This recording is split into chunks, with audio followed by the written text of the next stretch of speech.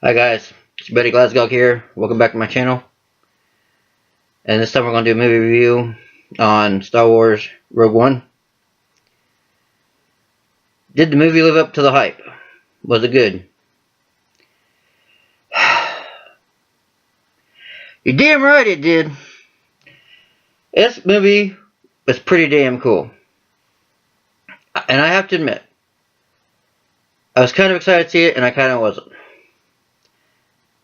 As there had been a few things going on that were leading up to this thing. It was going to be political. And quite frankly, if you're a Star Wars fan, you didn't see it. If there was political points in this damn movie, other than the normal Star Wars stuff about the Empire, no, there was not. So those reports are pretty false. I'm not going to get into politics on this one. You can check my other videos out on the channel for my political views. So anyway, I'm going to do the first part of a review, and then later on this video I'm going to do the spoilers. So I'll give you my review, what I grade it, and then if you want to stick around for some spoilers, you keep on going. Alright. Getting back to, was this movie good? Yes. Excellent movie. Was it as good as any of the other Star Wars? Well, screw the prequels. A lot of them were terrible. Episodes 5, 6, and 7. No, excuse me. 4, 5, and 6. I'm sorry. Episodes 4, 5, and 6. A New Hope, Empire Strikes Back, and Return of the Jedi. Does it fit with those? Yes, it does. When they said this story takes place just before the events of Star Wars A New Hope from 77, they were not fucking lying. You could go from the end of this movie, Rogue One, pop in A New Hope, and you wouldn't know the difference. You would be almost thinking you were seeing a continual movie. That's good. Doesn't take place 20 years prior. Doesn't take place 30 years after. It's like right before. So, and they did pretty well. I will give props to these writers. Way better prequel than episodes 1, 2, and 3 ever could be. And I'm a Star Wars fan. But 1, 2, and 3 could have been way fucking better. And they felt too crammed in. And I'll do reviews on them later. In the future. This movie tried to get in a lot of information, but did it well. They worked from... they acknowledged a lot of the parts from 3 up until episode 4. But they did pretty good. It was pretty seamless. Trying not to give too many spoilers away out here, so do forgive me. Jyn Erso is pretty good. I wish Disney didn't shoot itself in the foot so much. When they decided they were going to abandon the Star Wars extended universe, there's a lot of characters they could have pulled from. They could have pulled from that and put these guys' names as it, and it would have been just as good. That's why they kind of shoot themselves in the foot. And I always had a disagreement about the expanded universe. There's a lot of stuff, and like I said before in a previous video, I'm not the most deepest Star Wars fan there is, but I like the movies. I like the saga. I watch that stuff to this day. I like watching Star Wars Rebels. It's pretty damn good. But these guys did a pretty good job with what they had. It was funny. It had action in it. It didn't really slow down too much. Was it better than Episode 8? I think it could possibly be a little bit better. But Episode 8 had a lot of problems. Hopefully they fix that. I mean, Episode 8. Episode 7. I'm sorry. I'm getting ahead of myself. Episode 7 had problems. Hopefully they fix that with Episode 8. They did pretty good. This movie should be in line for an Oscar or an Emmy. Either one for special effects. These were pretty good because they did very hard to give these new characters their wide berth.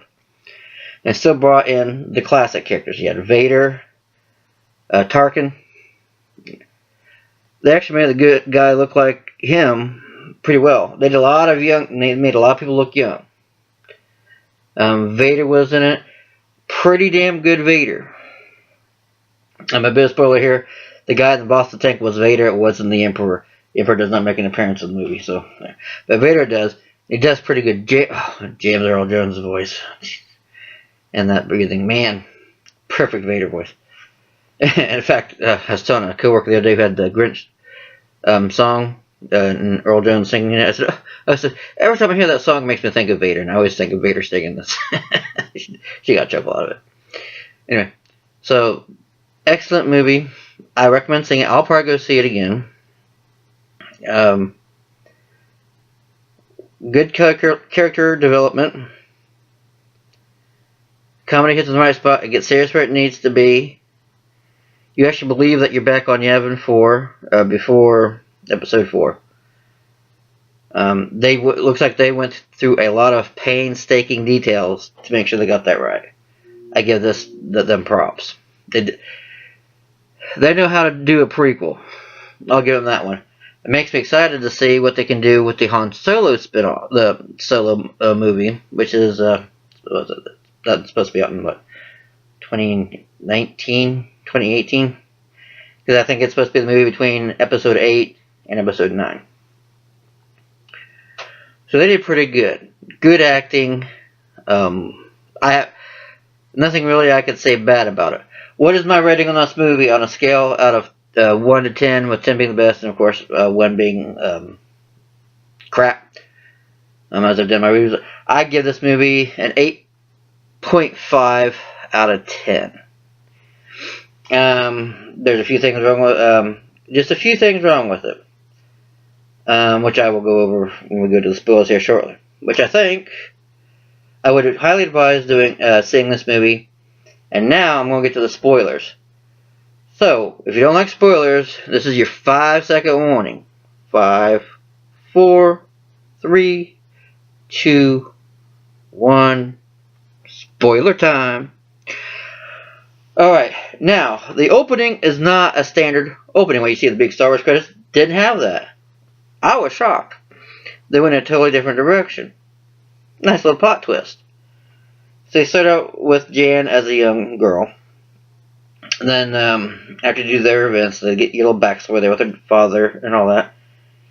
And then you go they jump like 15 years into the future. She's a prisoner, labor camp. And get the rebels, free her. She's up to the rebels at Yavin 4. Of course, if you've seen the trailer, you already know this. So then, of course, she meets up with her old guy. I tell you what, the blind guy, they should have just named his ass Kanan, from Star Wars Rebels. You could have pulled it off. But best non-Jedi I've seen. Believes in the Force, doesn't have a saber, isn't really a Jedi, supposedly. But pretty good. Good cheerleader. Amazing, a lot of the stuff that they have in the trailer you don't see in the movie. I heard they did a lot of rewrites. And I'm going to get to the political part here shortly.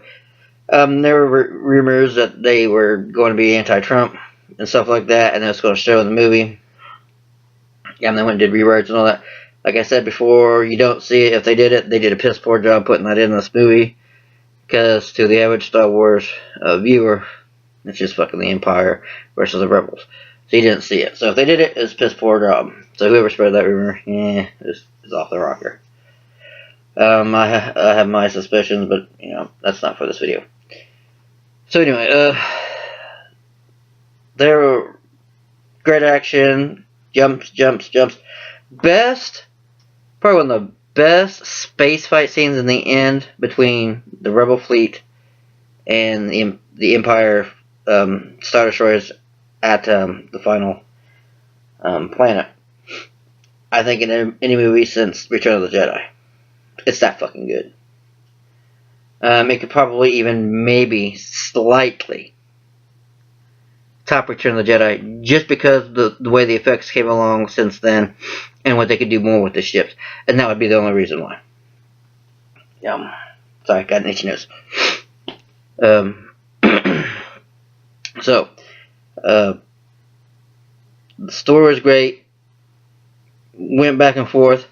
They threw in the hints of Obi-Wan Kenobi. You don't get to see him, and then you threw in the hints of Leia.